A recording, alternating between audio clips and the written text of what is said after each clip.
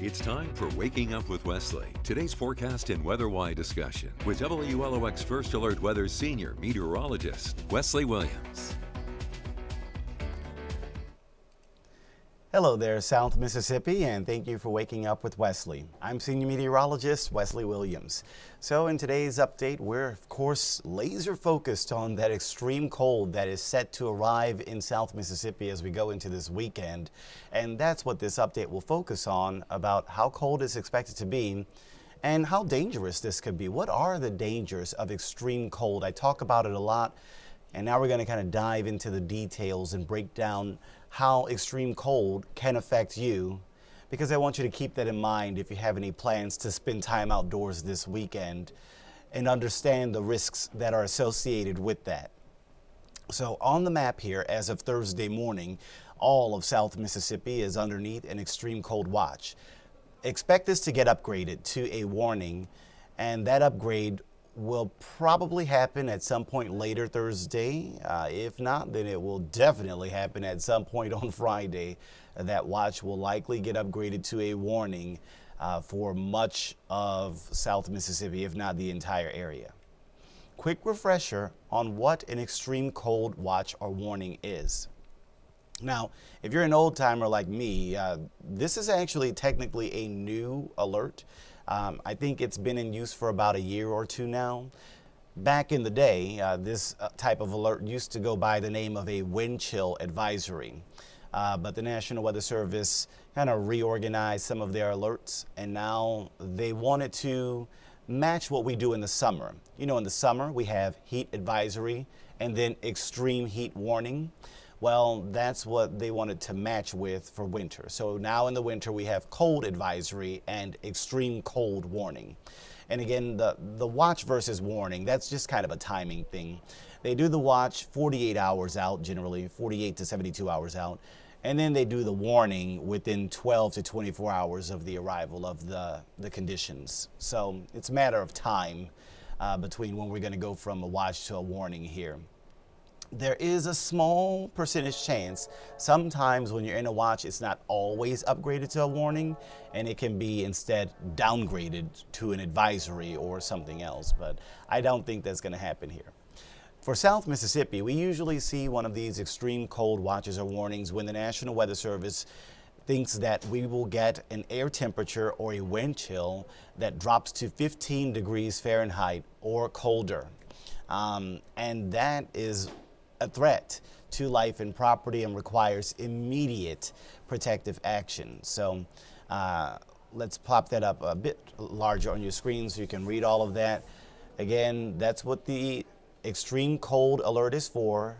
When it's colder than 15 degrees, whether by temperature or by wind chill, you must protect life and property from these events, these conditions. This is life-threatening weather to have it that cold in South Mississippi.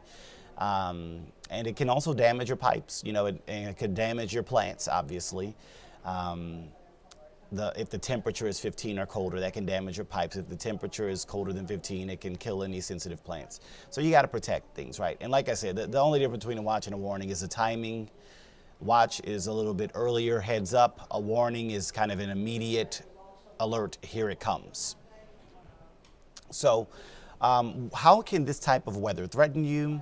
And we're going to kind of, you know, maybe I take off my meteorologist hat a little bit and maybe kind of half put on a medical hat. I am not a medical professional.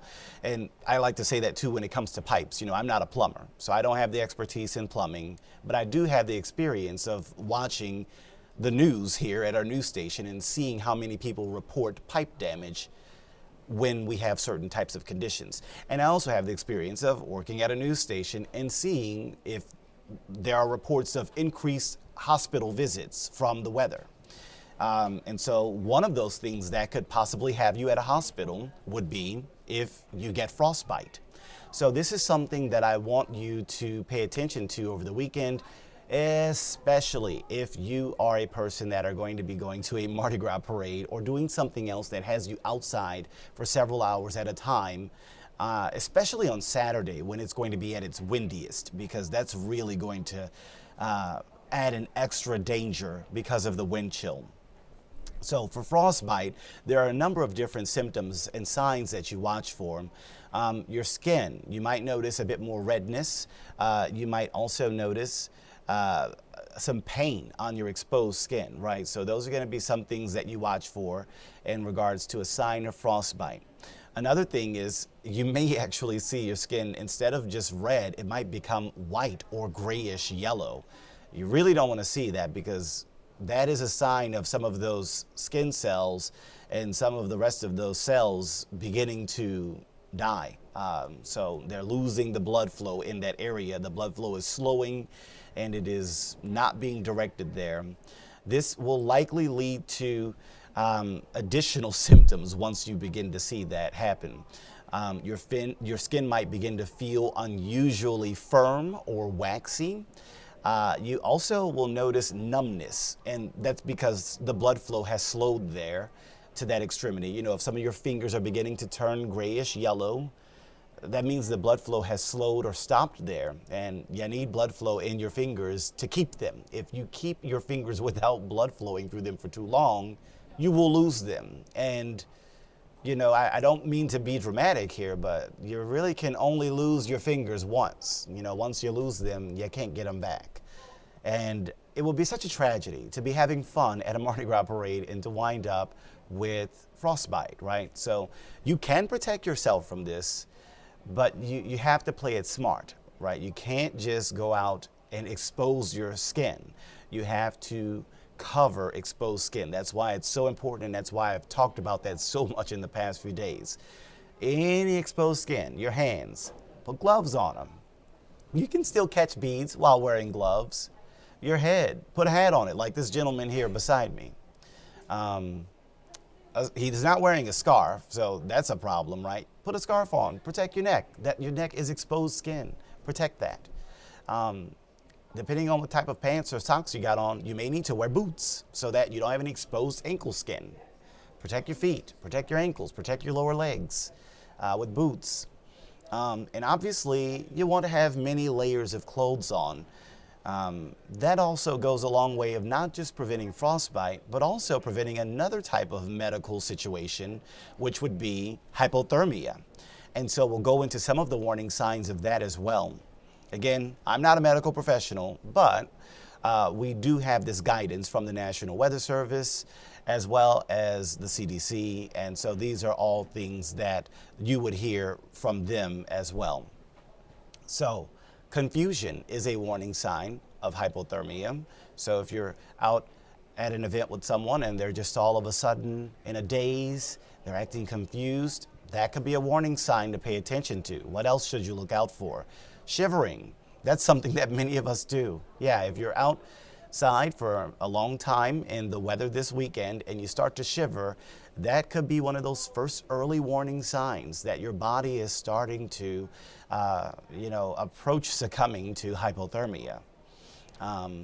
Difficulty speaking, that's another one. Again, if you're having trouble finding your words, or someone you're there outside with having trouble finding their words, that could be a sign that they might begin to be showing signs of hypothermia. Sleepiness. Now, if you're me, you're kind of sleepy all the time when your alarm clock goes off at 2 or 3 o'clock in the morning. So for me, maybe that would not be the best type of warning sign, because that's kind of me on a regular day. On a Thursday, I'm probably sleeping, whether it's cold outside or not. But again, to take it seriously for hypothermia, you do want to monitor those that you are with. If they are appearing sleepier than usual, perhaps is a good way to say that, then that could be something to watch for.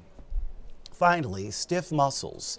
If your muscles are showing signs of stiffness, that can be a sign that, again, hypothermia might begin to try to be onset. So again, just watch for those warning signs for all of that. Of course, there are plenty of common sense cold weather tips that you can follow. Dress in layers, that's protecting the people, right? Bring pets indoors, protect your sensitive plants, check in on the neighbors, check in on the elderly, check in on those outside. Of course, additional common sense cold weather safety tips. You got to protect the exposed skin, right? Cover it up. Wear that hat, wear the scarf. And don't get tripped up by some some pitfalls and mishaps that some people get involved with, including heating their homes with an oven or stovetop. Now, I will admit, earlier in my life when I was a kid, some of my aunts and uncles wound up doing that. And if that's what you have to do, then that's what you have to do. But understand the risks associated with it. A lot of times, as I work at this news station and we report on house fires and other home and business fires, sometimes the reason that those fires started was because someone was heating their home with an oven or a stovetop. So understand the risks associated with that. If that's the option that you want to take, know what risks you are putting your home at by doing so. And of course, space heaters, keep them away from flammables. I firsthand have an account about that. I'm actually a little scared of space heaters now, because one day when I was in college, and I used space heaters all the time back then, I think I had one in the bathroom. I was about to get ready to take a shower. And so cut the space heater on, then cut the shower water on, went back into the bedroom to gather my clothes and my towel and everything. Then went back into the shower, or the bathroom, and all of a sudden, inside of the little space heater that was sitting there on the floor, there's smoke and a little fire already getting going. Yeah, the space heater itself just began to catch fire, and I quickly unplugged it and put the fire out. So fortunately, there was no damage to the building or to the property. But if it were sitting near like a curtain or sitting near a rack of clothes or some other flammable, that situation could have been much, much worse. Maybe meteorologist or senior meteorologist Wesley Williams would not be sitting here to tell you the tale. So you just have to watch out for some of those pitfalls, some of those mishaps that can trip you up when you're trying to stay warm in these conditions. So last thing we'll do here is just go through a couple of numbers for you and just give you a heads up on what to expect as we go through the cold weather. The cold blast is coming as we go from today into late tomorrow night and Saturday. There you can see how we unlock that cold Arctic air right across the Gulf Coast region. And we will have a number of mornings with pipe bursting freezing temperatures. Fortunately, we get one morning off, right? So we have this morning, Friday morning, not this morning, but tomorrow morning, Friday morning, that we don't have to worry about protecting pipes or people or pets or plants. This is actually the only morning this entire week that it's been that way, basically. But you only get one morning off from work, if you will. Then it's back to work, back to protecting the cold weather peas. On Saturday morning, lower 20s. Sunday morning, lower 20s, maybe upper teens on the thermometer. And Monday morning, back to the middle 20s, which all three of those could be cold enough to endanger pipes and plants, as well as harm people and pets. I want to take you through Friday night, though, because, let's take you through the future cast, and you'll see why I want to talk about Friday night. Here's today, just a few passing clouds, dry. Here's tonight and tomorrow, increasing clouds, maybe a rain sprinkle. But then the big cold front, there it is. That's what brings us the Arctic blast, and it moves in during the PM hours on Friday. You will be able to feel when this happens, just like the last one, when the winds got really strong, I think last Sunday. You will feel this when it happens. If you are outside tomorrow in the afternoon, you will feel when the front passes, because you will get this real strong wind coming in from the north. And that wind will only get stronger and stronger as we go to Friday night, as well as Saturday morning. We're talking wind gust speeds, for example, on Saturday that will top 30 miles per hour, maybe approach 40 miles per hour. So this is some serious wind, and it's coming in, screaming in, howling in from the north. And with this type of wind and regular temperatures, it will be somewhat manageable. But with this type of wind and already very cold temperatures, that's a dangerous problem, because it makes the wind chill dangerously cold. By the way, wind and Mardi Gras don't always mix very well, because people have costumes that they've spent time decorating and putting together. Of course, there's parade floats that people have spent time decorating and putting together and organizing. and the wind is probably going to blow around some of those decorations, whether it's your outfit, your costume, or the float itself. Of course, a parade runs along a route, usually a street, and if that street this weekend for the Ocean Springs Elks Club, if that is a street that is going to be west-east, which I can actually I'll just pull it up for you. Did y'all know you can find all of the local parade routes and parade schedule at GulfCoastWeekend.com? So that's where we're going right now. We're popping up the Gulf Coast Weekend website, the source for fun on the weekend in South Mississippi. So there you go, GulfCoastWeekend.com. Here we go, list of Mardi Gras parade schedule. Pop that open, little video starts playing there, which is always fun. But we are not here for the video, so I'm gonna hit pause on that. We're here for the map for Saturday. We're too far in the future. Here we go, right here. Saturday, January 31st, Ocean Springs. You got the Elks Club, and then right after you got Crew Unique. And so indeed, we find this parade route is on a west-east street, Porter Avenue, running from west to east, Government Street running from west to east, right? Same exact route for Crew Unique, by the way. It just runs after the first one. So when I talk about that, that's, you know, going to be a bit of a problem for those areas, because we're going to do, let's see if this works. Will it work if I zoom in a little bit? So if the parade is running this way, from west to east. Oh, I'm sorry, I haven't brought you back to the graphics.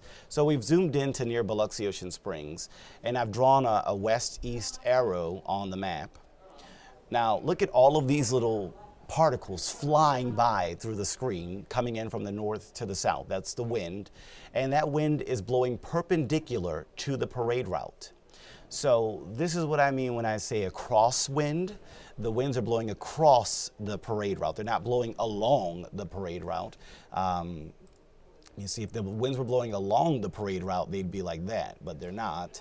They're blowing across the parade route, a perpendicular. And so that means if you have a parade float, if it's a tall float or a tall structure, it might start to teeter-totter a little bit. I don't think they have very many tall floats in this particular parade, but just understand that, for future knowledge, you got to watch the wind direction. On a windy day, watch the wind direction relative to the parade route when it comes to Mardi Gras to determine any risks associated with that. And, just know that with that wind blowing across the route, if there are any taller structures, they might begin to teeter-totter for the parade route. So as far as Friday night's temperatures are concerned, how cold are we talking? We keep hearing, oh, the cold blast arrives Friday, cold blast arrives Friday. Well, here's 6 p.m. Friday, 52. That's not bad. Wind chill, 48. That's not horrible. It'll be breezy or become breezy. And as it becomes breezier and breezier, you get more and more of this separation from the temperature and the wind chill. So by the time we're at midnight, that's the beginning of our extreme cold alert. 37-degree temperature, 28-degree wind chill. And you're going to see those numbers just come down more and more as you get to Saturday morning. We're eventually going to see wind chill in the teens, eventually seeing temperatures in the 20s. And this is the last graphic of this video before the 7-day. I'm just going to pop this up so you can read it, but just to give you an idea of what to expect on Saturday. It's a pipe freeze in the morning, windy and sunny. We're looking at morning temperatures in the 20s, dangerous wind chill in the teens and single numbers. Saturday afternoon, temperatures in the 30s, which is okay, that's not that dangerous. But the danger comes from the wind chill in the afternoon, possibly as low as about 18 or 19 degrees. I don't think we're going to see lower teens during the day, but I do think it's a possibility to see some upper teens during the day on Saturday. In the morning, you can definitely get lower teens because temperature is going to be colder. But during the afternoon on Saturday, yeah, when the temperature is 37, the wind will still be blowing quite hard, and that will cause a wind chill, I think, as cold as 18 or 19 degrees in the afternoon. And so you do want to be prepared for that. Well, there's a look at the forecast into the next 7 days. Fortunately, the cold wave doesn't last forever. We will eventually return Out of that, as we thaw out next week, we do see the 3 pipe bursting freezes, one on Saturday morning, another on Sunday morning, and another on Monday morning. The Monday morning is kind of iffy for the coast, more an inland pipe freeze. And then once we get beyond that, no more pipe freezes into the rest of next week. Hopefully, Mr. Groundhog winds up seeing an early spring for us. At least initially, it looks like the temperatures are on an upward trend next week, which is better than them going right back down. So maybe there is a sign of an early spring. I guess we'll get the official word from Punxsutawney Phil next week. Until then, this is Senior Meteorologist Wesley Williams signing off.